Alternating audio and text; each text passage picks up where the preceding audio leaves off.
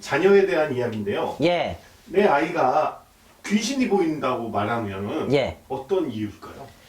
그러니까 예를 들어서 얘가 만약에 계속 매일매일 만약에 봐가지고 귀신이 보인다라고 하면 그것도 문제지만 갑자기 어느 순간 멀쩡했던 아이가 뭐 귀신이 보여요. 이렇게 했었을 때 부모는 어떻게 얘기를 해야 되는 게 나은 건가? 물론 가장 좋은 방법은 진짜 그 아이가 귀신이 보는 사람인지 확인이 필요하겠죠. 그러려면 이제 뭐 점사를 보셔야 되는 건데, 근데 갑작스럽게 그렇게 얘기했었을 때, 점사 볼 시간도 없었을 때 어떻게 얘기해야 되는 거에 대해서 말씀드리려고 합니다. 예. 우선은 물어봐야죠. 어떻게 형태로 보이는 건가에 대해서. 그럼 대부분 아이들은 어떻게 얘기하냐면 눈, 코, 입, 뭐 얼굴, 뭐 키가 어떻고 이렇게 세세하게 자세하게 얘기할 가능성이 큽니다. 근데 저도 어렸을 때부터 귀신을 봤는데 맨 처음에 저희가 귀신을 봤었을 때는 형체만 있고 눈, 코, 입이 선명하지가 않았고요. 시간이 흘러서 신안이 완전히 열려가지고 뭐 그게 이제 시간이 물론 저는 짧게 이제 그 신안이 그로부터 얼마에서 시간이 열려가지고 주민이 돼가지고 눈, 코, 입이라든가 이게 정확하게 보였던 거고요. 대부분은 그렇게 자세하게 보일 수가 없습니다.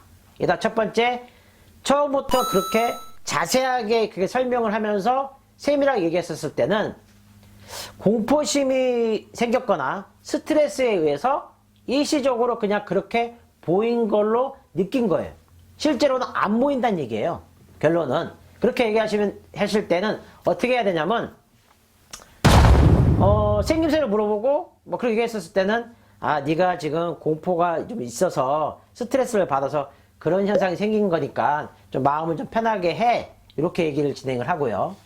그런데도 불구하고 똑같이 얘기를 합니다. 이 애가 계속 나만 따라다녀. 나한테 대화를 시도해. 라고 얘기하는 경우도 있어요. 그럴 때는 물어봐야죠. 어떻게 물어봐야 되냐? 거기에서만 보이냐? 아니면 나 혼자 있을 때 바깥에 돌아다닐 때도 보이냐? 장소로 물어봐야 돼요. 근데 10중 8구는 뭐라 해야겠냐면 특정한 어떤 장소에서만 보인다고 얘기할 거예요. 우리가 귀신 본 입장에서 그거는 말이 안 되는 얘기입니다. 왜 말이 안 되냐? 아니 귀신이 보인다라면 학교에서도 보일 수도 있고 길거리에서 보일 수도 있고 내가 자주 가는 편의점에서 보일 수가 있는 거지 어떻게 한 장소에서만 보이냐? 말이 안 되죠. 귀환이 열려서 귀신을 본다는 거는 어떤 장소를 가더라도 보이는 거기 때문에 말이 안 되는 소리입니다. 그리고 세 번째, 자기 스스로 만들어낸 경우도 있어요.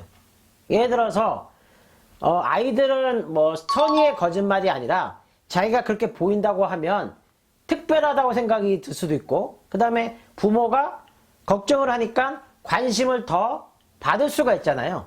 그래서 약간의 자기가 스스로 만들어낸 환상을 귀신이라 착각해서 얘기한 경우가 있기 때문에 첫 번째, 두 번째, 세 번째 다 거기에 대해서 얘기를 했었을 때 지금 말한 거를 답변을 그대로 얘기한다면은 아이를 올바르게 귀신이 진짜 들어있는 상태가 아닌 상태로 키울 수가 있는 거죠. 그래서 결과적으로는 뭐 점사를 보아서 확인한 방법이 가장 좋고요.